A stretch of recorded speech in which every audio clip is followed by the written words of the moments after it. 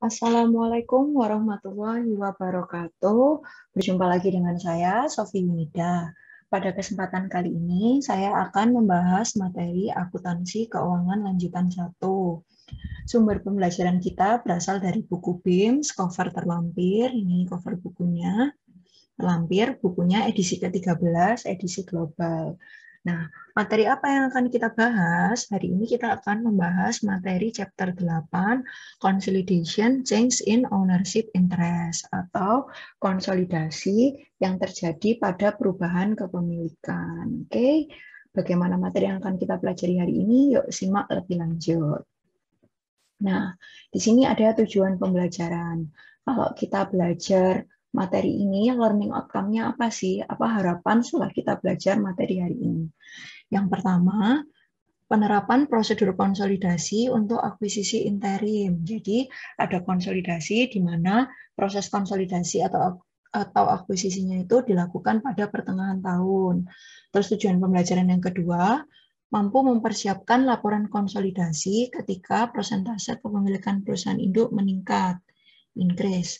Nah, kira-kira persentase kepemilikan perusahaan induk meningkat. Hal-hal apa saja sih yang dapat mengakibatkan peningkatan persentase kepemilikan perusahaan induk? Nah, nanti akan kita bahas di sini, di 8.2. Terus selain meningkat, ternyata persentase kepemilikan perusahaan induk juga bisa menurun atau decrease. Kira-kira penyebabnya apa saja? Nah, nanti juga akan kita bahas di tujuan pembelajaran 8.2. Peningkatan dan penurunan itu tadi terjadi selama periode pelaporan. Dan tujuan pembelajaran kita yang terakhir apa? Yang terakhir ada mencatat penerbitan saham anak perusahaan. Tuh. Jadi anak perusahaannya itu melakukan penerbitan saham. Penerbitan saham. Penerbitan sahamnya ke siapa saja? Nah, nanti akan kita bahas di materi 8.3. Nah, selain penerbitan saham, nanti kita juga akan membahas transaksi saham treasury itu. Masih ingat nggak apa itu treasury? Nanti kita akan bahas lebih lanjut di sini. Oke, lanjut. Kita lanjut ke materi kita hari ini. Yang pertama, akuisisi interim. 8.1, tujuan pembelajaran 1, akuisisi interim.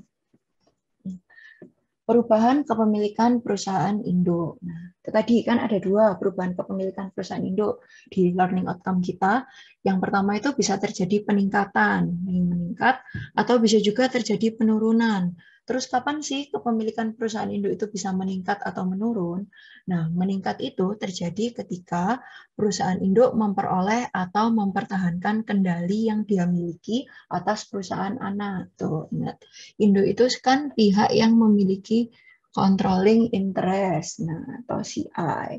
Nah, jadi induk itu bisa meningkatkan kepemilikannya apabila sang induk memperoleh atau dapat mempertahankan kepemilikan. Terus kondisinya seperti apa? Yang pertama, induk memperoleh kepentingan pengendali selama periode interim. Nah, jadi selama periode berjalan, induk ternyata dapat tambahan kepentingan pengendali. Induk memperoleh kepentingan pengendali.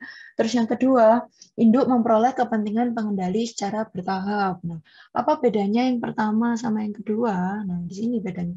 Kalau dia memperoleh kepentingan pengendali secara bertahap, nah berarti kepentingan yang diperoleh itu sedikit demi sedikit secara berangsur-angsur akan meningkat secara bertahap. Jadi nggak langsung. Kalau yang pertama itu katakan induk beli saham perusahaan anak langsung 80%. Nah, itu yang contoh yang pertama.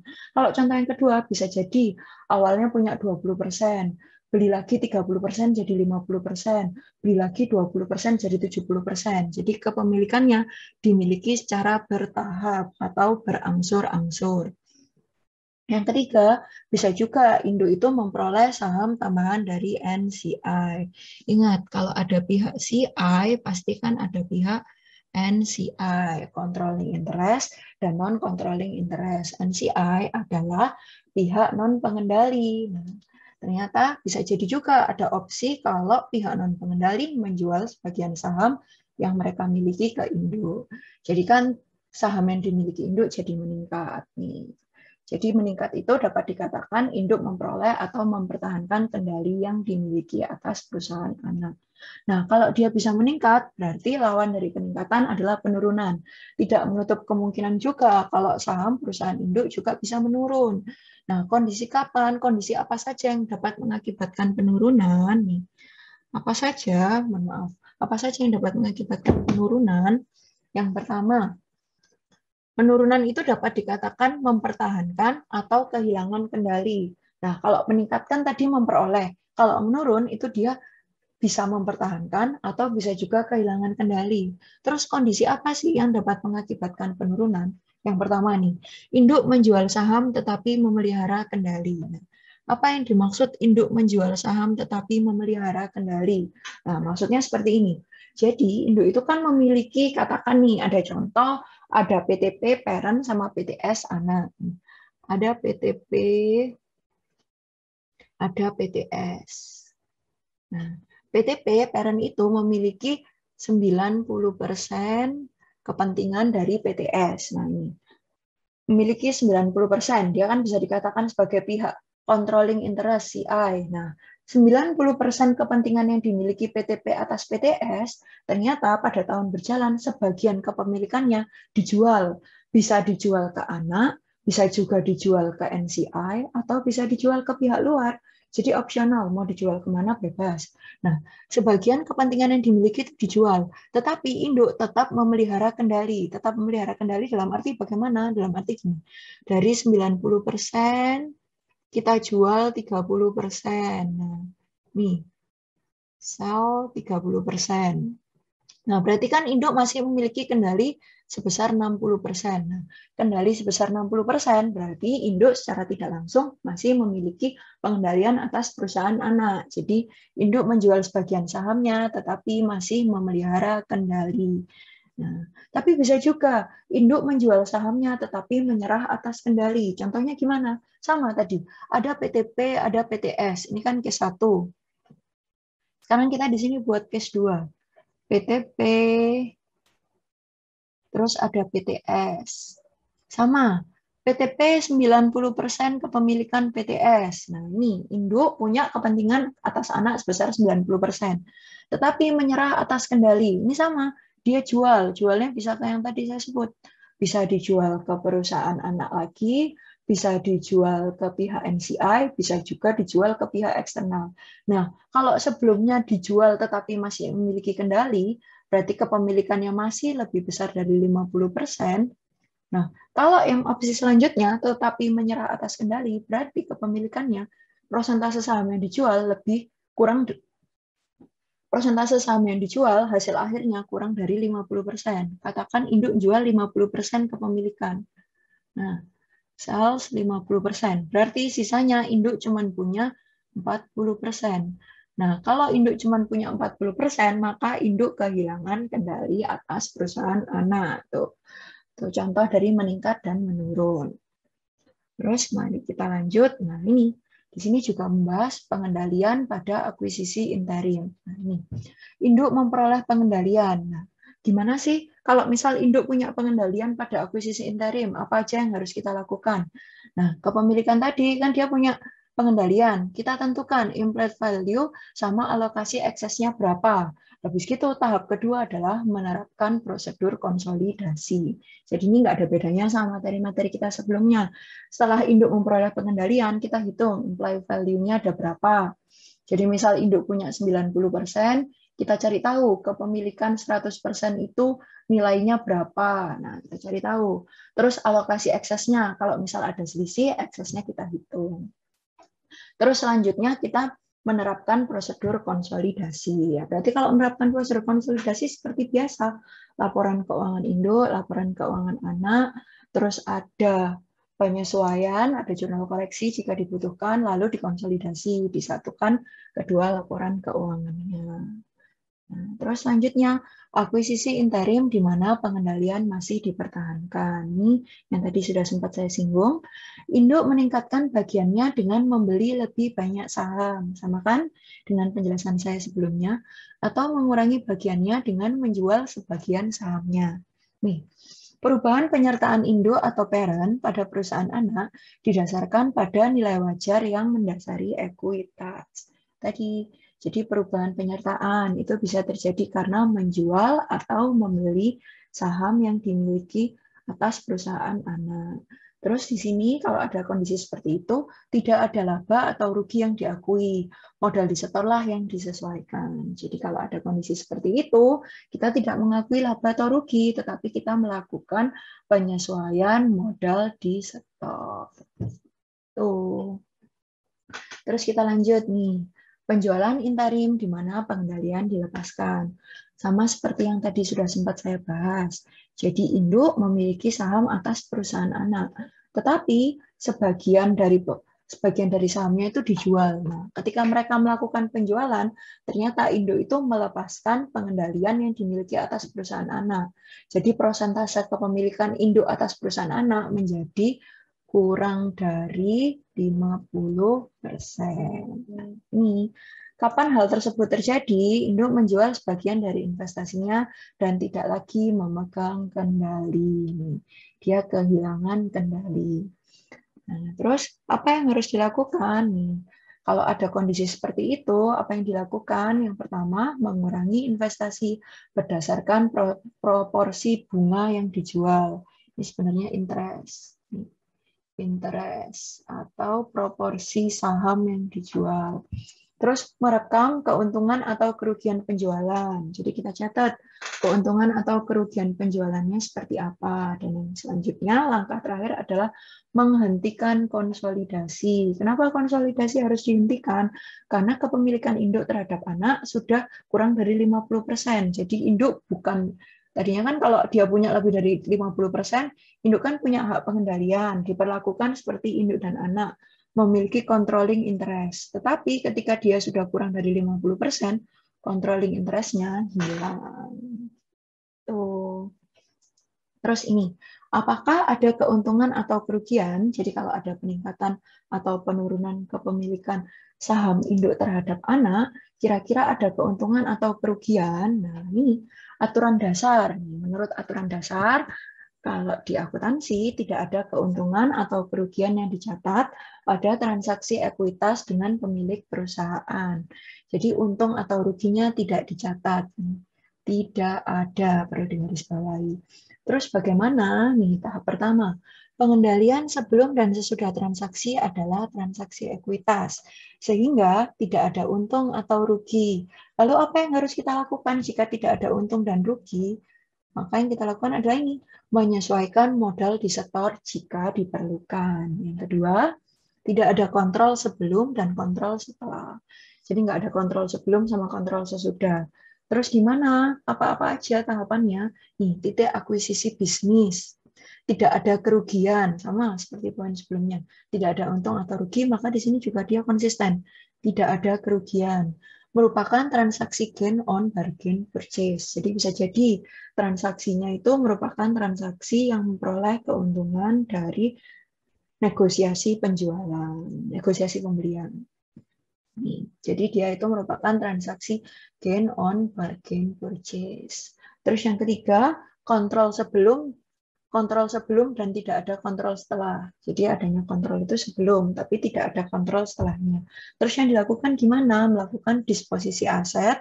Yang kedua, keuntungan atau kerugiannya, kalau tadi kan tidak dicatat, karena ini memiliki kontrol sebelum, tetapi tidak memiliki kontrol setelah, bisa jadi keuntungan atau kerugiannya telah tercatat. Tuh, kalau kita bahas perihal untung dan rugi. Terus selanjutnya, laba pra-akuisisi. Laba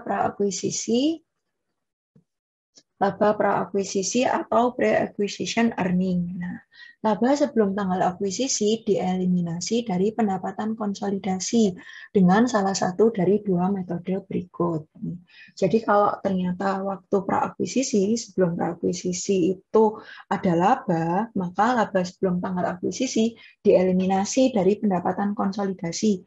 Cara eliminasinya gimana? Nah, pilih salah satu dari dua metode yang ada di bawah ini. Yang pertama, kita bisa mengecualikan pendapatan dan beban entitas anak sebelum diakuisisi dari jumlah konsolidasi. Gitu. Jadi kalau ada pendapatan dan beban entitas anak, sebelum akuisisi itu bisa kita kecualikan dari jumlah konsolidasi. Terus ada juga metode yang lain, metode yang kedua, yaitu memasukkan pendapatan dan beban anak perusahaan dalam laporan laba rugi konsolidasi untuk setahun penuh dan dikurangi praakuisisi pendapatan sebagai item terpisah. Caranya gimana? Nah, caranya kayak gini. Menghitung nilai buku ekuitas pada tanggal akuisisi. Nah, ini kalau waktu pada tanggal akuisisi itu kan kita punya nilai buku ekuitas awal. Ada begini, book value equity. Nilai buku ekuitas awal. Habis gitu kita punya pendapatan pra-akuisisi. Kita tambahkan nih. Kita tambahkan pendapatan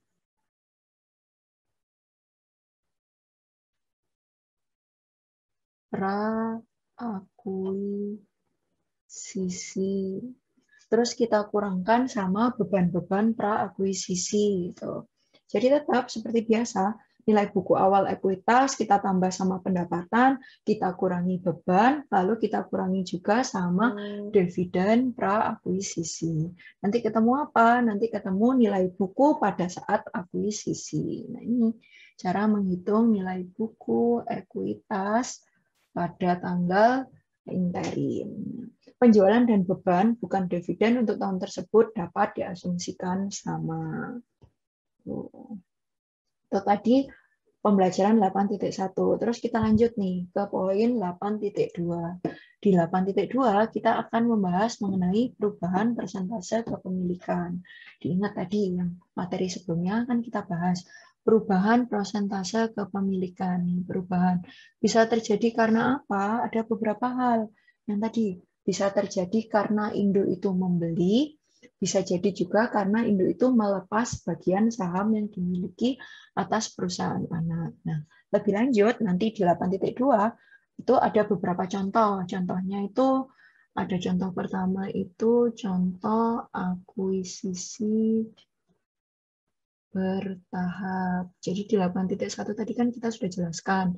Di 8.2 ini lebih ke arah implementasinya, contohnya. Terus ada juga contoh itu induk melakukan sebagian penjualan. Jadi melakukan penjualan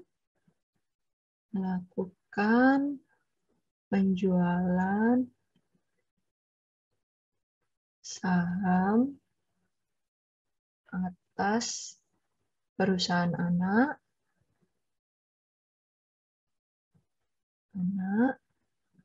tetapi tetap memiliki pengendalian. Tuh. Yang tadi saya contohkan, misal induk punya 90% kepemilikan atas anak, dijual sebagian tapi masih lebih besar dari 50%. Katakan induk masih punya 60%, berarti dia melakukan penjualan saham atas perusahaan anak, tetapi masih memiliki pengendalian. Terus yang ketiga sama, melakukan penjualan saham atas perusahaan anak, tetapi lawannya, kalau tadi tetap memiliki pengendalian, berarti yang ketiga ini adalah kehilangan pengendalian. Terus bagaimana contoh kasus dan perhitungannya akan kita bahas lebih lanjut di tujuan pembelajaran kita yang kedua, perubahan persentase kepemilikan. Contoh 1, akuisisi bertahap. POP mengakuisisi SON, P mengakuisisi S dalam serangkaian akuisisi. Jadi akuisisinya dilakukan secara bertahap, menghasilkan total kepemilikan akhir sebesar 90%. Adapun rincian dari proses serangkaian akuisisi tersebut adalah sebagai berikut. Akuisisi pertama pada tanggal 1 April, jumlah saham yang diakuisisi sebesar 5%, biaya investasi sebesar $7.000. Lalu akuisisi kedua pada tanggal 1 Juli dengan jumlah akuisisi saham sebesar 5%, biaya investasi sebesar $8.000. Lalu akuisisi terakhir dilakukan pada tanggal 1 Oktober dengan saham yang diakuisisi sebesar 80%, di mana nilai investasi per 1 Oktober sebesar 210.000 US dollar. Sehingga ketika ditotal, jumlah total kepemilikan P atas S meningkat dari 5% menjadi 10%. Kemudian pada tanggal 1 Oktober naik menjadi 90%. Nih, total saham yang diakuisisi 90%. Dengan biaya investasi total sebesar 225.000. Perlu diingat, sebelumnya ketika kepemilikannya hanya 5%, kemudian menjadi 10%, tidak perlu dilakukan konsolidasi. Tetapi ketika jumlah kepemilikannya telah meningkat menjadi 90%, maka harus dilakukan konsolidasi. Nah, terus informasi tambahan yang diketahui di soal, total nilai buku dan nilai wajar aset bersih SON pada tanggal 1 Oktober sebesar 220.000 US dollar. Maka kita menghitung biaya 80% kepemilikan SON tadi pada tanggal 1 Oktober 80% kepemilikan SON sebesar 210.000, sehingga implied value-nya sebesar 262.500. Seperti biasa, cara ngitungnya 210.000 dibagi dengan 80%. Terus fair value-nya, fair value equity of SON, ini sudah diketahui di soal tadi, total nilai buku dan nilai wajar sebesar 220.000. Nah, kita pindahkan di sini, maka akan muncul excess. Nih, excess. Implied value-nya 262.500, fair value-nya 220.000, maka akan muncul excess. Excess-nya disebut dengan goodwill sebesar 42.500. Nah, selanjutnya dilakukan distribusi laba, alokasi pendapatan SON untuk tahun berjalan. Total income-nya selama 1 tahun sebesar 150.000, bebannya sebesar 110.000. Maka net income sebesar 40.000. Seperti biasa toh, pendapatan dikurangi beban, ketemu 40.000. Terus sebelumnya kepemilikannya itu kan belum 90%. Kepemilikan sebesar 90% itu per 1 Oktober. Nah, ini 1 Oktober sampai dengan 31 Desember controlling interest sudah 90%. NCI-nya maka non controlling interest sama dengan 10%. Nah, ini 9.000, ini 1.000. Nah, sebelum 1 Oktober, maka kepemilikannya 90%, total net income-nya 30.000. Jadi ini kalau ditotal 9.000 ditambah 1.000 ditambah 30.000, totalnya tetap 40.000. Nah, terus penjurnalannya bagaimana nih? Jurnal kertas kerja POP. Income dari S, income from SON sebesar 9.000. Nih dari sini kita pindahkan. Dividen. Nah, untuk dividen tidak ada dividen sebelum atau sesudah akuisisi dalam kasus ini. 0 nih, semua angka dividen nilainya kan 0. Angka 0 disertakan hanya untuk kejelasan, untuk memperjelas jika memang tidak ada dividen pada transaksi tersebut. Nah, ini income-nya 9.000, berarti investasinya juga 9.000. Terus NCI-nya, nah ini 1.000. Pindahkan, NCI-nya 1.000, dividennya tetap 0, non-controlling interest-nya di sini 1.000. Terus sales 112.500. 112.500, capital stock-nya 100, return earning-nya 90.000, goodwill-nya 42.500. Dari mana? Dari sini nih, excess-nya yang timbul. Implied value dikurangi dengan fair value. Tuh, 42.500. Maka akan ketemu cost of sale and expense, 82.500. Di situ investment in SON sama dengan 236.250. Ini kan berarti atas 90%. Nah, ini 262.500 kita kalikan 90% terus ditaruh di sini. Nah, controlling interest-nya berarti 10%-nya. NCI, mohon maaf, non-controlling interest. Nah, ini sih controlling interest, 26.250, 236.250. Itu jurnal kertas kerjanya. Seperti biasa, tadi kan kepemilikannya udah meningkat menjadi 90%, maka harus dilakukan konsolidasi. Kalau gitu kita konsolidasikan. Nah, ini kita masukkan tadi Sonnya kan 150.000, habis gitu ternyata dikoreksi di sini. Nah, ingat, kayak biasa. Kalau dia informasi tersebut ada di laporan laba rugi, maka akan kita konsolidasikan. Ini kan sales, sales itu kan penjualan. Penjualan merupakan akun-akun yang ada di laba rugi. Kalau akunnya di laba rugi, pindahkan ke laba rugi. Tapi kalau akunnya ada di laporan posisi keuangan, maka akan kita konsolidasikan pada laporan posisi keuangan. Tuh. Nah, kayak ini income. Income ini kan berarti akun laba rugi. Investment in S, investasi, laba rugi atau neraca. Nah, ini kan dia punyanya laporan posisi keuangan atau neraca. Laporan posisi keuangan. Nah, non-controlling interest-nya. Nih, masuk kemana? Masuk ke laba rugi. Sales kan juga sama, masuk ke laba rugi. Capital stock kan laporan posisi keuangan. Laba ditahan itu kan juga sama. Laporan posisi keuangan. Nih, laba ditahan, return earning. Habis gitu, kita balik lagi, goodwill. Goodwill itu kan sama, laporan posisi keuangan. Cost of sales, kita pindahkan. Cost of sales. Nah, di mana cost of sales? Kita lihat, 82.500. Kan dia masuk ke dalam beban, toh. Cost of sales kita pindahkan. Investasi di SON sama NCI juga kita pindahkan. Nah, ini. Jadi kalau dia tadinya di sisi debit, tinggal pindahkan di sisi debit, 112.500. Income from S, itu kan nilainya harus selalu 0. Nih. Jadi waktu di POP ada 9.000, dia juga harus nih ditaruh di posisi debit. Nah, terus nilainya jadi 0. Bebannya tadi 82.500 juga kita pindahkan. NCI-nya 1.000. Nih, kita pindahkan. Habis gitu, return earning-nya juga jangan lupa kita pindahkan 90.000. Nah, 90.000 return earning-nya kita pindahkan di sini di laporan return earning. Nah, terus kita konsolidasikan biasa. Kalau debit sama debit maka dijumlah. Kalau debit sama kredit akunnya berlawanan terus dikurangkan. Tuh membuat kertas kerja laba rugi sama laporan posisi keuangan. Contoh yang kedua, ada penjualan interim tapi pengendaliannya berlanjut. Ini yang saya maksud tadi. Jadi induk itu melakukan sebagian penjualan saham, tetapi masih memiliki pengendalian atas entitas perusahaan anak.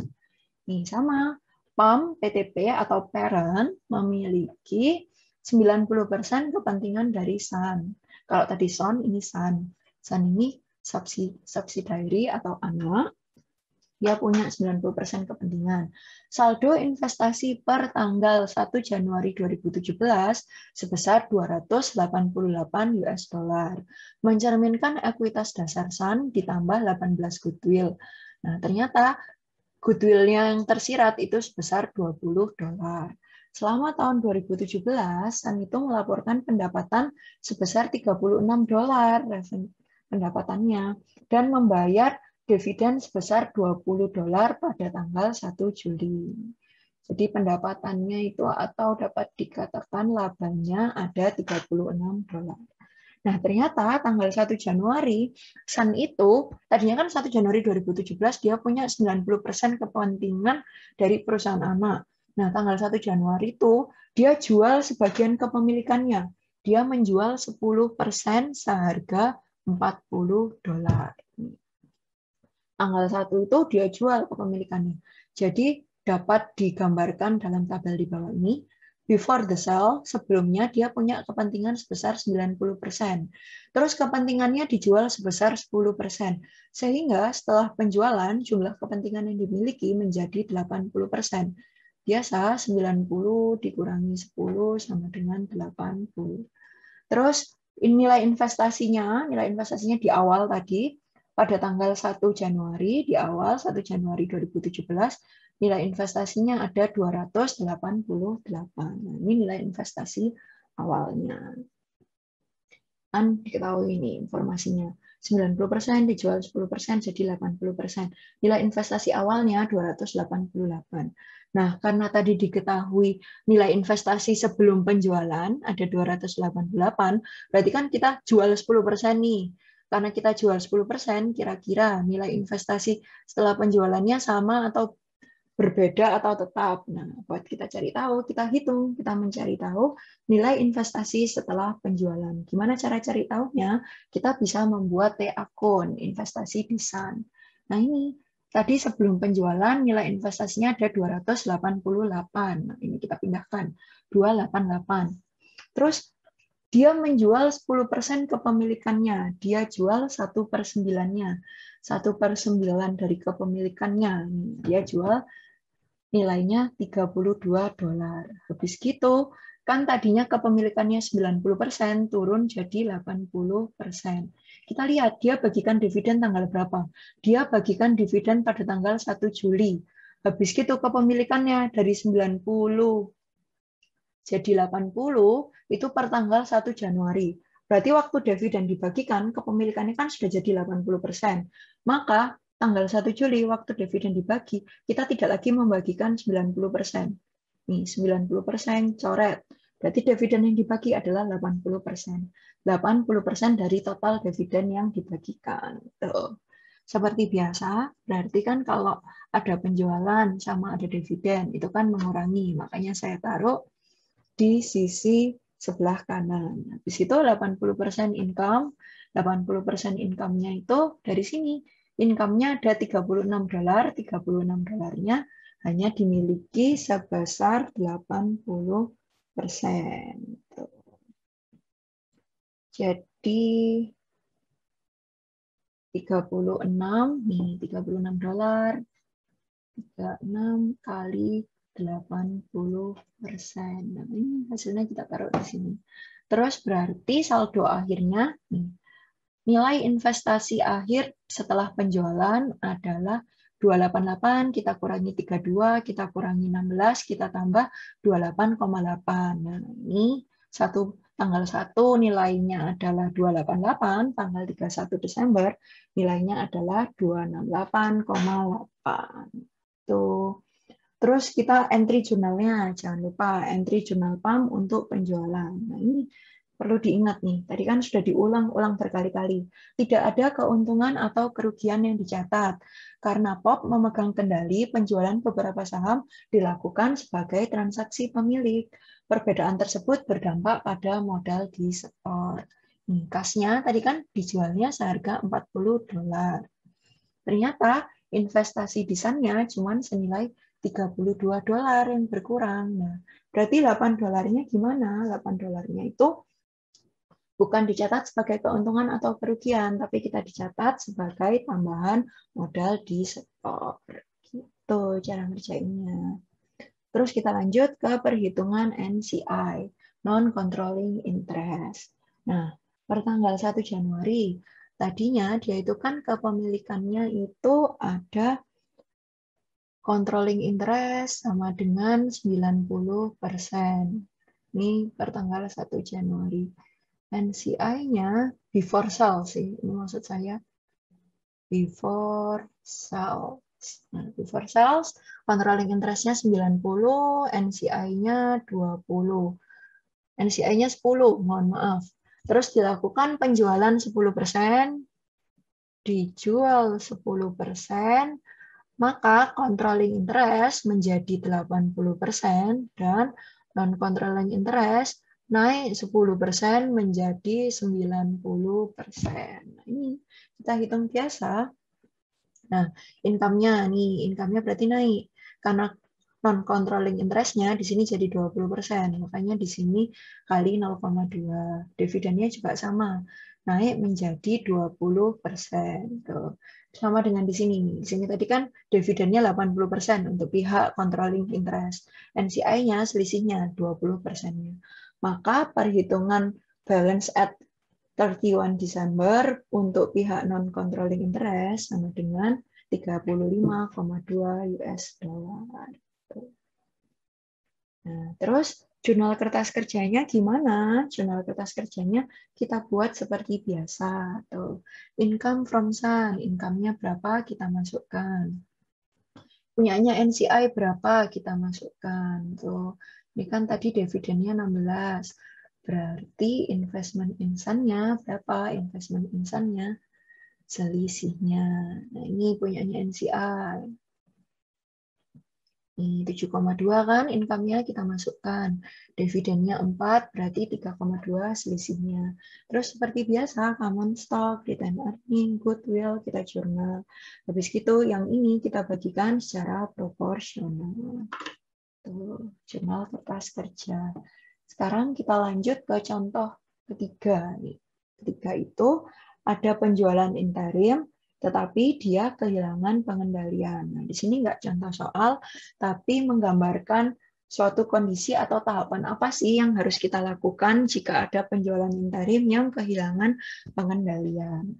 Kalau tadi dia itu menjual sebagian sahamnya tetapi masih tetap memiliki pengendalian, kali ini kebalikannya, lawannya. Dia menjual sebagian sahamnya tetapi kehilangan hak pengendalian atas perusahaan anak. Tuh. Nih. Habis itu melakukan sebagian penjualan tetapi kehilangan pengendalian.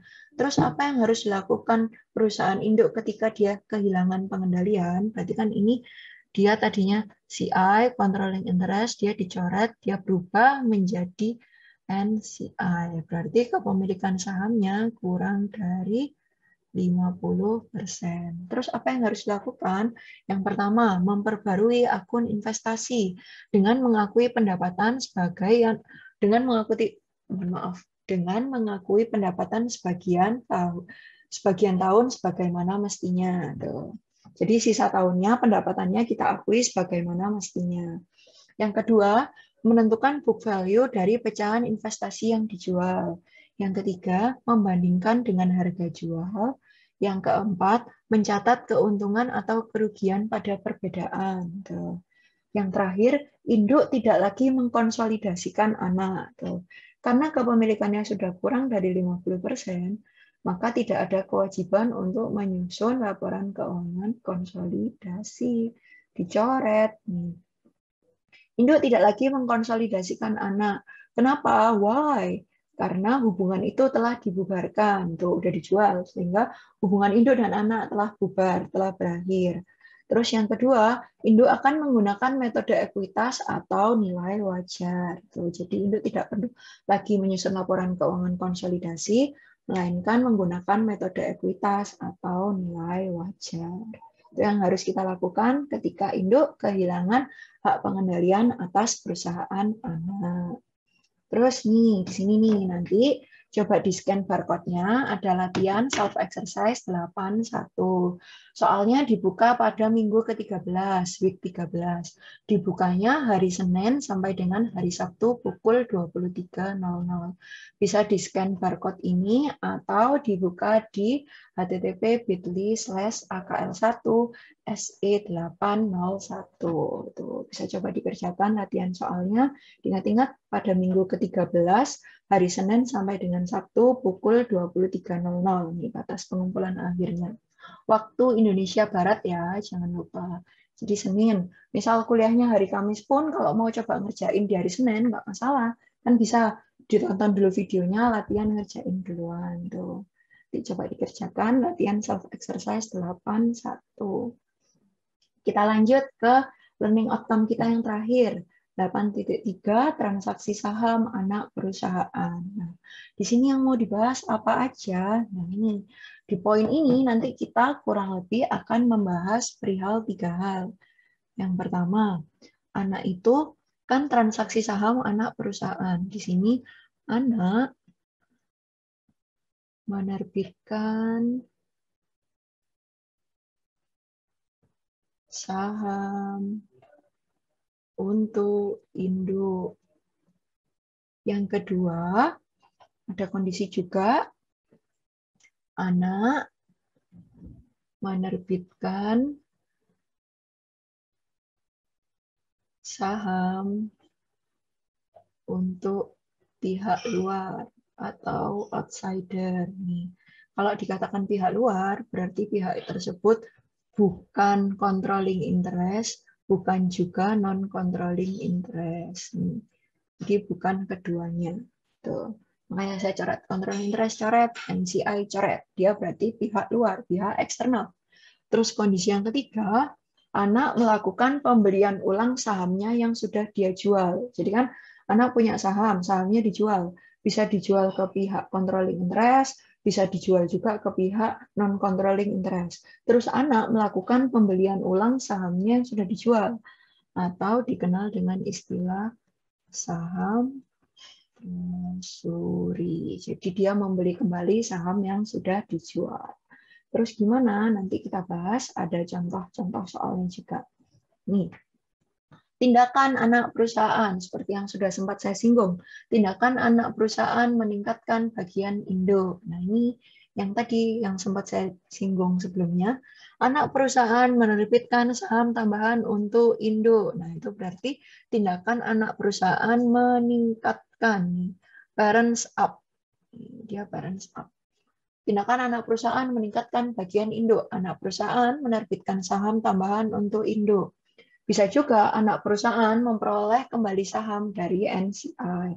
Tuh, jadi itu contoh-contoh tindakan anak perusahaan untuk meningkatkan bagian Indo. Terus gimana sih tindakan anak perusahaan yang mengurangi bagian Indo? Kita kurangi Indo parent down, increase, decrease, ini yang tadi increase, ini decrease. Tindakan anak perusahaan mengurangi bagian Indo, ini yang tadi saya singgung. Anak perusahaan menerbitkan saham tambahan untuk NCI. Anak perusahaan memperoleh kembali saham dari Indo. Nih, jadi anak perusahaan itu bisa menerbitkan saham tambahan untuk NCI, bisa juga anak perusahaan membeli kembali saham yang telah dijual ke Indo, atau bisa juga yang tadi saya sempat singgung, anak itu menerbitkan saham tapi untuk pihak luar, bukan untuk Indo, bukan juga untuk NCI. Nah, secara otomatis kepemilikan Indo atas anak akan menjadi berkurang.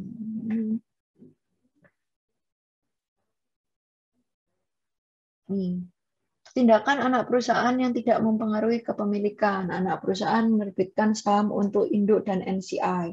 Jadi kalau anak nerbitinnya untuk kedua belah pihak, buat induk sama buat NCI, otomatis proporsinya tidak akan berubah, persentase kepemilikannya juga tetap. Soalnya kan ditambahnya dua-duanya, baik controlling interest sama non-controlling interest, dua-duanya diterbitkan saham. Terus ada juga anak perusahaan menerbitkan pemecahan saham atau dividen saham. Itu merupakan jenis-jenis tindakan anak perusahaan. Terus kita bahas contohnya.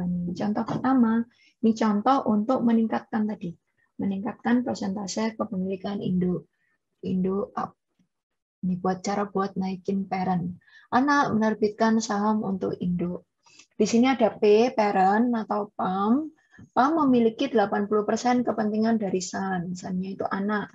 Diperoleh dengan harga 180 US dollar. Nah, ini 80%-nya dibeli seharga 180 US dollar. Berarti kita cari tahu imply value-nya berapa.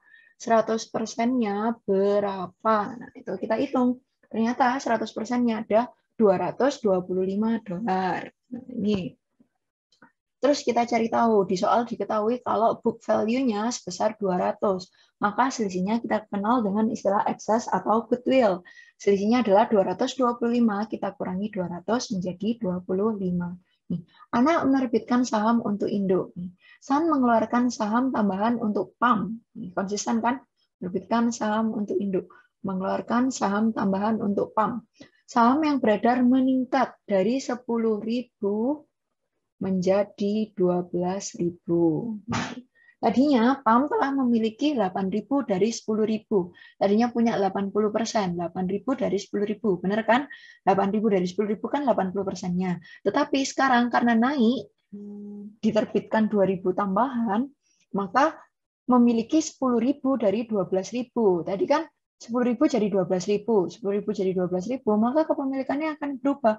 Nggak lagi 80%, tapi meningkat menjadi 83,33%. Jadi terbitin sahamnya, kenaikan sahamnya itu sepenuhnya penerbitannya diserahkan untuk meningkatkan saham dari perusahaan induk. Tuh. Terus kita buat pencatatan PAM. Apa sih yang PAM catat? Nah, PAM memperoleh saham tambahan langsung barisan pada nilai buku. Nilai bukunya $40. Nah, berarti kita catat investment insan $40, cash-nya $40. Karena kan kita diterbitin sama anak. Kalau diterbitin sama anak, kita beli lagi saham yang diterbitin sama anak tadi. Belinya pakai apa? Belinya jelas dong, bayarnya pakai cash. Investment insan in cash. 40. Jika PAM telah membayar $70 atau di atas nilai buku, kan? Nilai bukunya kan 40, ternyata PAM itu bayarnya $70. Atau bisa juga PAM itu ternyata bayarnya $30 di bawah nilai buku, hanya jumlah di entry yang akan berubah. Tuh. Analisis berikut menunjukkan jumlah goodwill yang berbeda yang akan digunakan dalam lembar kerja konsolidasi. Nah, ini kita buatin lagi pencatatan PAM perhitungan lanjutannya. Tadi kan nilai bukunya ada $40. Tadi ada 3 opsi. Yang pertama dijual pada nilai buku seharga $40. Yang kedua dijual lebih besar dari nilai buku sebesar $70. Yang ketiga dijual di bawah nilai buku sebesar $30. Nah, tadi kita buat dulu perhitungan sebelum penjualan. Di sini ada catatan, goodwill dapat naik atau turun tergantung pada nilai yang dibayar PAM untuk tambahan saham SAN. Makanya di sini nilai goodwill-nya kan berubah, Pak, sama nilai goodwill-nya. Nah, terus kita hitung, sebelum terjadi penjualan, nih, ekuitasannya 200, goodwill-nya 25 sama dengan 225. Tadi kan sudah diketahui informasi awal di soal. Terus PAM investment insan, investasinya ada 180. Share of book value of equity-nya ada 160. Tuh, book value equity-nya. Habis itu selisihnya goodwill. Total value-nya kan 180. Nih, total value-nya di sini. Jadi kita hitung share of book value equity-nya berapa, ketemu 160. Nah, total value-nya kan 180 sesuai investasinya di SAN. Berarti goodwill-nya bisa ketemu dong.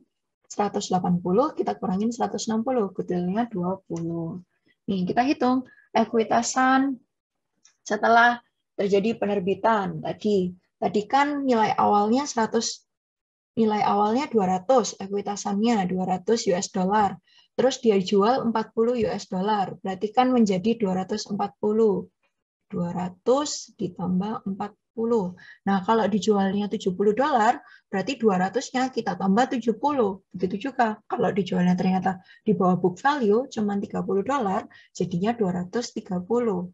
Nah, terus investasi PAM setelahnya. Nih, after 220, 250, 210. Kira-kira dapatnya dari mana? Coba dicari tahu. Terus PAM share of equity. Nih, di sini 200, 225, 191,7.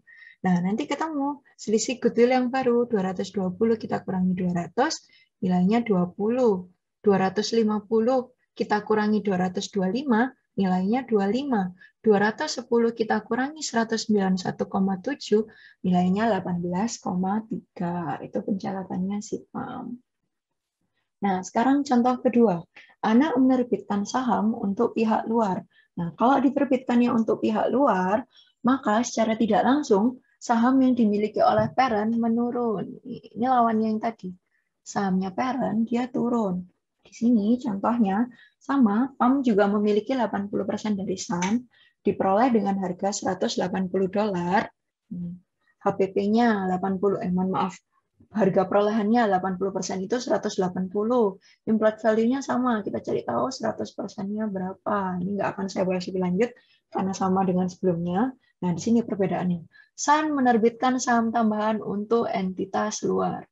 Saham tambahan untuk entitas luar. Nah, ini berarti kan mengurangi kepemilikan parent. Yang tadi saya berkali-kali sebut. Parent down. Saham yang beredar meningkat dari 10 menjadi 12. Ada peningkatan jumlah saham, tetapi peningkatan tersebut bukan untuk induk, melainkan untuk pihak luar. PAM telah memiliki 8 dari 10.000. Nih, tadinya dia punya 80%, 8 dari 10.000. Tetapi sekarang dia tetap, karena buat pihak luar, jumlah sahamnya naik jadi 12.000, tapi kepemilikannya induk tetap 8.000, sehingga persentasenya turun menjadi 66,67%. Nah, sama kayak tadi, kita buatkan perhitungan dulu sebelum penjualan. Cuma di sini pengukuran goodwill PAM tidak berubah ketika Sun menerbitkan saham ke entitas luar, tetapi nilai investasinya yang berubah. Ini berbeda dengan tadi. Kalau tadi goodwill-nya yang berubah, kalau ini nilai investasinya yang berubah. Tuh, nilai investasi akun Sun berubah. Ini perhitungannya sama kayak tadi, nggak perlu saya jelaskan ulang. Nah, ini juga sama. Dijual pada nilai buku. Asumsinya tetap kita menggunakan asumsi yang sama. Nilai bukunya $40. Ketika dijual dengan harga nilai buku, berarti kan 200 jadi 240. Nih. Terus dijual lebih besar dari nilai buku seharga 70, berarti 200-nya jadi 270. Kurang dari nilai buku, 200 jadi 230. Terus investasinya 180, ya kan? Nih, konsisten nilai investasinya. Kita pindah.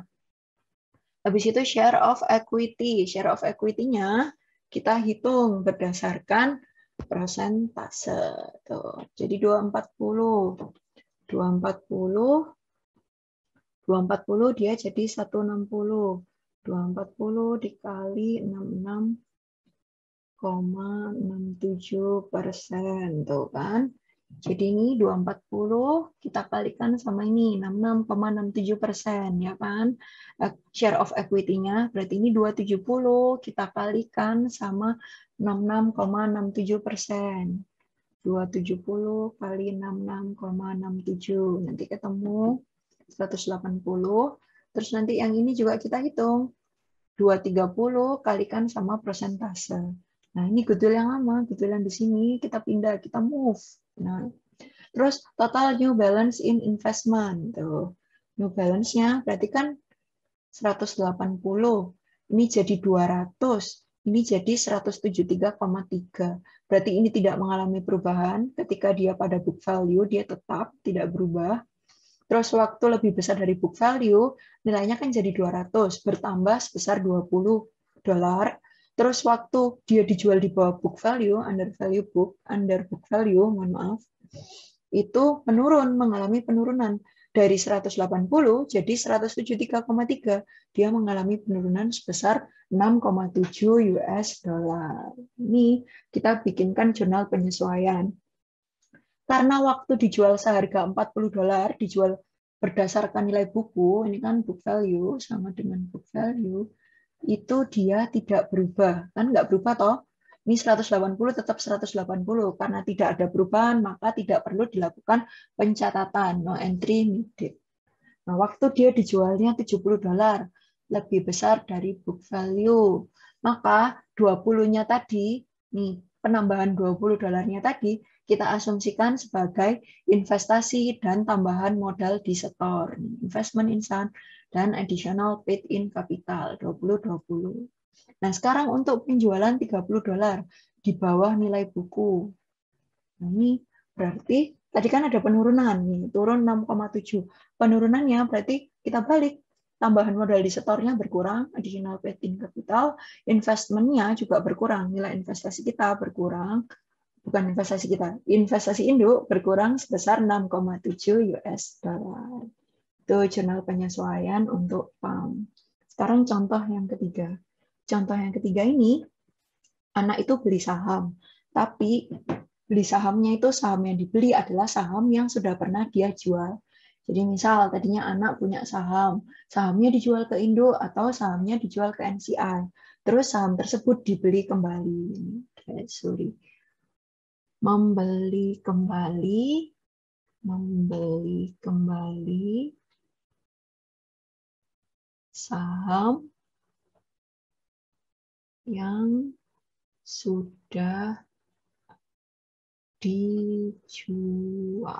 Tuh, jadi dia beli repurchase.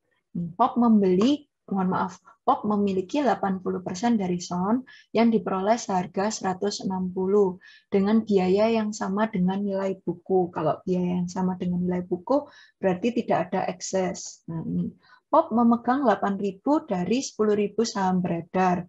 80%. Sun memperoleh kembali 0,4.400 nih 0,4 berarti 400 lembar saham dari pihak luar.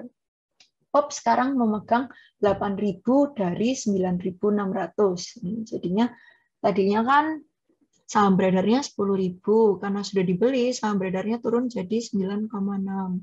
Nah, jadinya POP sekarang pegangnya 8.000 dari 9.600 saham beredar.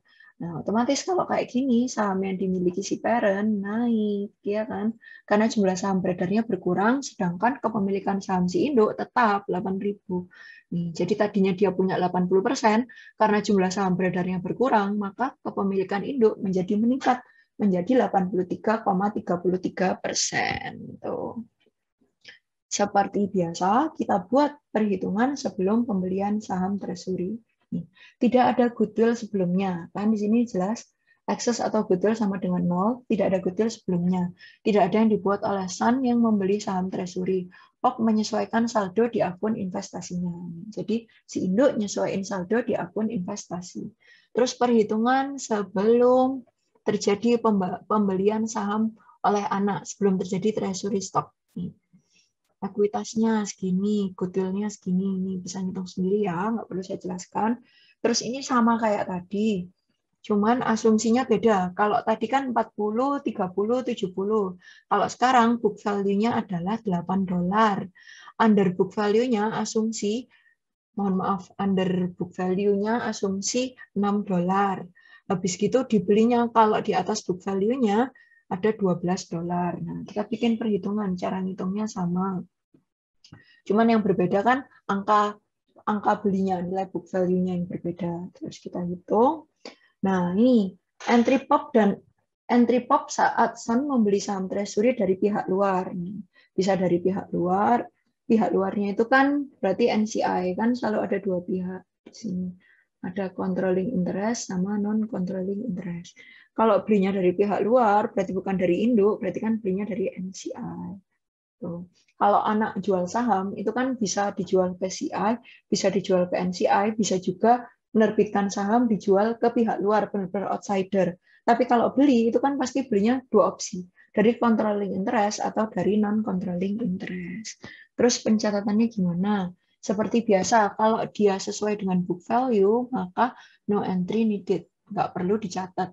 Terus kalau lebih besar dari book value, berarti kan ada nih di sini lebih besar dari book value. Di sini ini lawannya jurnal yang tadi. Kalau sebelumnya nih, dia lebih besar dari book value, maka investasi pada tambahan modal disetor. Kalau dia treasury adalah kebalikannya. Nah, ini tambahan modal disetor pada investasi.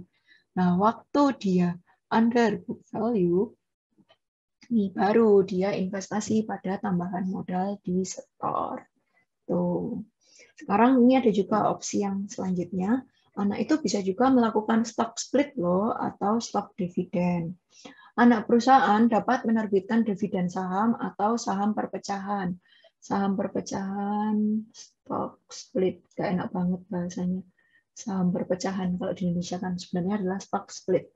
Dampaknya proporsional terhadap pengendalian induk atau controlling interest dan non-controlling interest. Terus persentase kepemilikan tidak berubah, kan? Karena cuma di split stoknya. Misalnya tadinya jumlah sahamnya ada 10.000, terus 10.000 ini dipecah per lembarnya jadi 10, berarti kan 10 kali lipatnya, jadi ada 100.000. Nah, kepemilikannya CI sama NCI itu tetap, persentase kepemilikannya tetap. Cuman jumlah lembar sahamnya yang menjadi bertambah. Makanya di sini dibilang persentase kepemilikan tidak berubah. Karena yang mereka miliki persentasenya tidak berubah, tapi lembar sahamnya yang berubah. Dividen saham mengkapitalisasi sebagian dari laba ditahan anak perusahaan. Tuh, gitu sih materi di tujuan pembelajaran ketiga. Nah, nanti jangan lupa setelah mempelajari tujuan pembelajaran yang ketiga, tolong dikerjakan self-exercise 82. Sama, soalnya dibuka pada minggu ke-13, hari Senin sampai dengan hari Sabtu, pukul 23.00 waktu Indonesia Barat. Nah, bisa di-scan barcode-nya atau dibuka di bit.ly/akl1se802. Tuh. Jadi dari tujuan pembelajaran 2, nanti jangan lupa dikerjakan self-exercise 8.1, sama dari tujuan pembelajaran 3, tolong dikerjakan self-exercise 8.2. Meskipun sama seperti tadi, meskipun kuliahnya bukan hari Senin, tapi kalau mau coba ngerjakan dari Senin, soalnya sudah bisa diakses dari hari Senin sampai dengan hari Sabtu. Oke, sekian materi kita untuk hari ini. Apabila saya ada salah kata, saya mohon maaf. Sampai jumpa pada video pembelajaran kita selanjutnya. Terima kasih. Wassalamualaikum warahmatullahi wabarakatuh. Salam sehat selalu untuk semuanya.